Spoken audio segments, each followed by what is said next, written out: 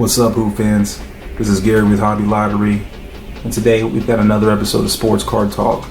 And today's player of discussion is Mo Bamba, aka Mo Bamba. So Basketball Reference doesn't have any registered nicknames for Mo Bamba, but he is the only player in the NBA with a song named after him, which I think is actually cooler. So let's talk about him. How good is he? So let's look at his stat line first. Right now, in 15 minutes per game, 14 and a half really, he's averaging 5.5 points, 5 rebounds, only 0.7 assists, only 0.3 steals, but 1.4 blocks. So definitely nothing that jumps out at you there. Now the important thing is he's being pretty productive in the limited role that he has. 1.4 blocks is solid. If he were to go up to 20, 30 minutes a game, Mo Bamba could be a potential 3-block per game guy. He does have the length for it. He's not like out crazy athletic, but he is long.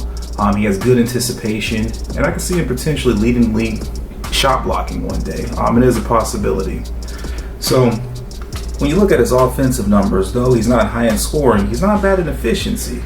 So at the moment, he's at 46.8% from the field goal. That's pretty good. He's good at putback dunks. He's not great at finishing lobs, but to be fair to him, there's not a great point guard on the Magic to really set him up. They have no really good playmakers. Evan Fournier's not much of that. Markelle Fultz isn't either. They have some score-first point guards. DJ Augustine's just average. So no one's really there to set him up. So 46.8% is still pretty good. But here's the thing, though. He's shooting 35.6% from downtown. It's not bad at all. Not bad for a guy with that type of length, being 7 feet tall. They usually don't have coordination quite like that. So he does have the ability to space the floor, which overall could increase his opportunity that he's given when he's playing with the Magic. Now, I do want to say this.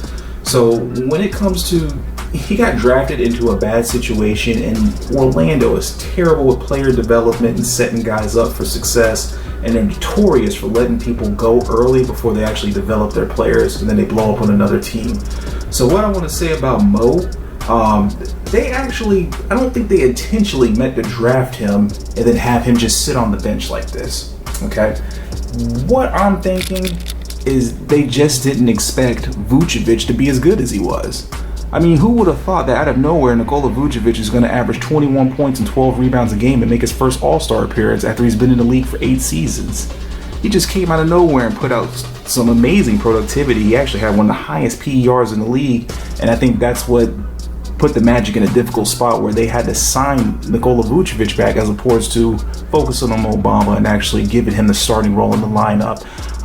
They're not a big market team, so they're probably not going to attract anyone in free agency. Vucevic is a fan favorite down here, so they kind of had to get him. And they got him at a good buy, about $25 million a year. That's not bad for Vucevic. So, decent center. But going back to Mo Bamba here. So when you want to look at his overall opportunity and the growth that he could have, I would say it may not be with the Magic, but maybe with another team, he could really probably blow up. Now, one thing you want to look at too. Now, so this one's going to be a tough one here. The Mamba mentality, aka like work ethic, heart, you want to look at that and make sure a player has it.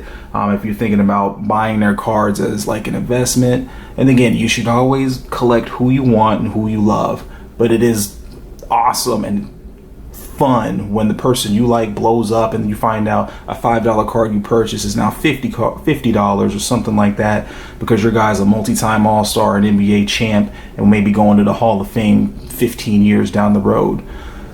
But switching back to his mindset, I do feel like when he first entered the league, he had some confidence issues. He seemed to just daydream on the court. I don't quite understand it. He just seemed spaced out, like he was just unsure of himself. He set half-hearted screens, but then I don't know if he was just getting tired. He just lost his confidence. What was really going on with him?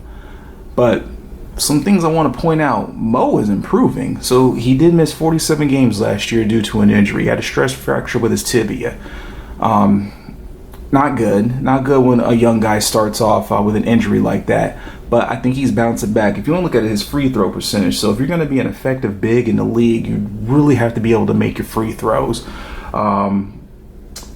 He came into the league. Let me look at the notes here. So he was averaging, you shoot 58% from the free throw line when he first came into the NBA. Now this year he's up to 68%.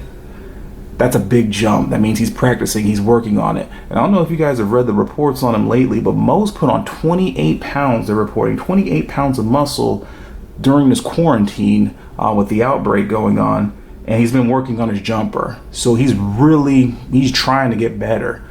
So, I mean, what that means for him, so some of his weaknesses, too, outside of me saying how he would space out on the court, he did get moved off his spots a lot. He's just kind of long. He's kind of frail. He couldn't really hold position. I've seen some certain guards kind of rebound over him, and it just looked embarrassing at times. It's kind of JaVale McGee-like. But if he put on all that muscle and all that weight like that, that's going to make him be able to hold his ground longer, both on defense, for the few back-to-the-basket bigs that are in the league, like the Joel Embiids of the world, Nikola Jokic, potentially the Anthony Davis. He'll be able to match up with those guys quite well now that he has some more size. And also, of course, that'll give him better ability to hold his spot, get more rebounds for the team. So I do think he's putting in the effort to get better himself. Hopefully that stress fracture he had doesn't hinder him too much. Okay, now he is bouncing back, and Steve Clifford, for him to truly develop, I don't know if it will be with Orlando, like I said earlier. So here's a bright side. It's a sore spot for me. Sorry for bumping the camera.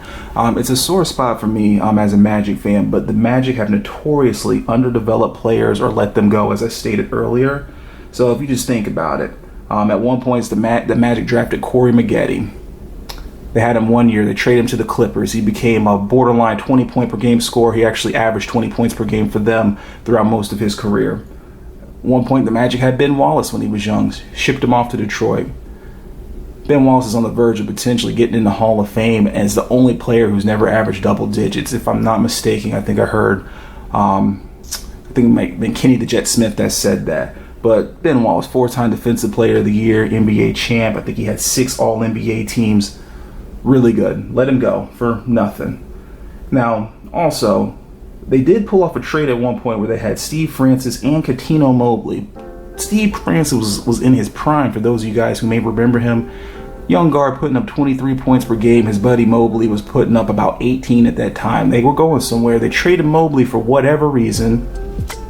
Steve Francis got disgruntled, so they ended up shipping him off to New York. So now the Magic got nothing out of that. And then also, I don't even know how they ruined this. Just when we're starting to build a young core, Tobias Harris was getting good. They trade him away. And then we had Oladipo and Sabonis. They traded them both in a package deal with Ersan Ilyasova to get Serge Ibaka. And then Serge Ibaka stays for a month or two. They trade him to Toronto to get Terrence Ross. So how, and now you look at it now,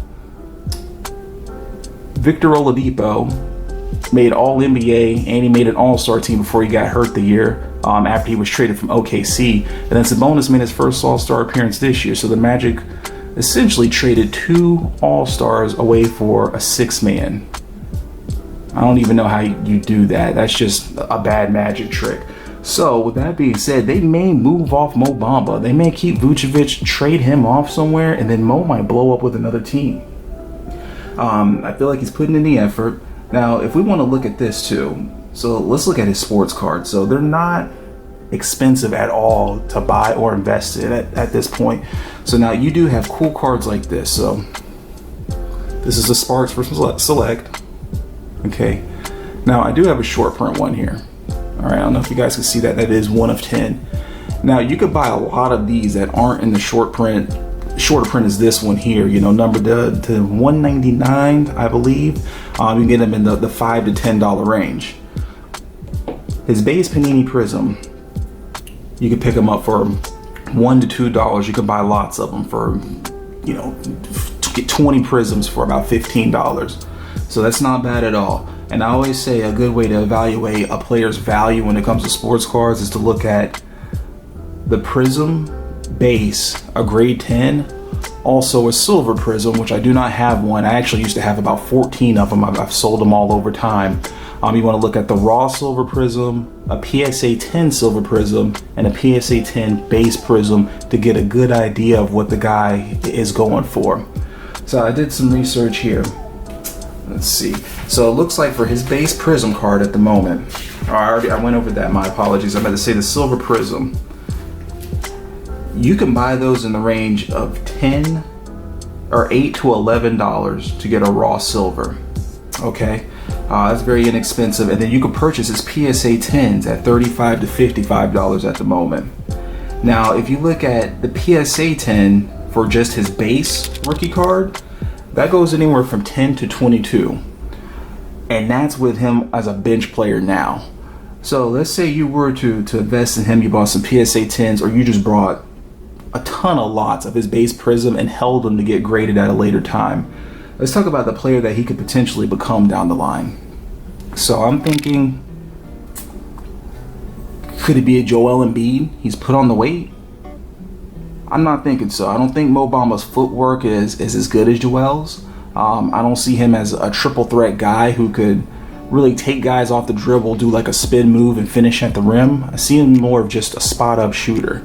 I do see him as a great defender. So I don't think he'll be Joel, even though he's putting on some size. Anthony Davis is in a whole nother league. I wouldn't put Mo Bamba up there with Anthony Davis. Now, could he be the next Rudy Gobert? Potentially. Rudy Gobert's stuff is selling pretty good for just a defense-only guy. I do think that as time develops, he gets smarter and better with trying to stay in front of guards and, protect on drives to the basket. He could definitely be the defender Rudy could be. But I think he can actually be better than Rudy on offense. Rudy has no post game. Rudy's just a lob catcher. Rudy's terrible at the free throw line. He can't shoot the mid-range. He won't attempt a three. He'll probably shoot a rifle in his house before he attempts to shoot a three. But who I'm thinking? Maybe Kristaps Porzingis. His stuff's going for okay, but Kristaps, if he didn't get hurt as much as he did, he would have made an all-star team in the East, in my opinion. He probably would have started, but he sure enough would have been at least a reserve if he didn't have all these injuries. Now, if you look at how Mo and Kristaps are similar, they're both long, both lanky. Well, they're getting some size on him, but Mo Bamba, he could shoot the 18-footer. He could shoot the three, so can Kristaps. He probably won't have as deep of a long ball because Kristaps can't shoot from Curry land and Damian Lillard land. But I do think he can be better than Kristaps on the boards. As tall as Kristaps is at 7'3", he only gets about 8 to 9 rebounds a game. He's never averaged double-digit rebounds. I do think Mo could probably be a 10, 11 rebound per game guy when given the minutes and actually, the starting role as a center on the team. So I truly do think that Mo, with the right development, if he could just go Super Saiyan, he's the best version of himself, he could probably be like a 23, at least 20 and 11 guy in the league and would definitely have some big time value.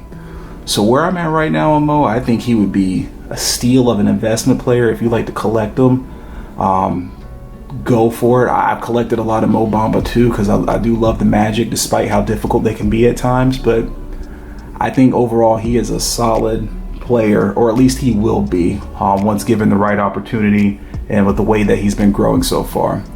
So that's going to do it for Mo Bamba today. If you guys enjoy the content, please make sure to like and subscribe to the channel. Also, anyone who comments will be automatically entered into a drawing to win these 2 Mo Bamba rookie cards. So I've got a freshman phenoms for you.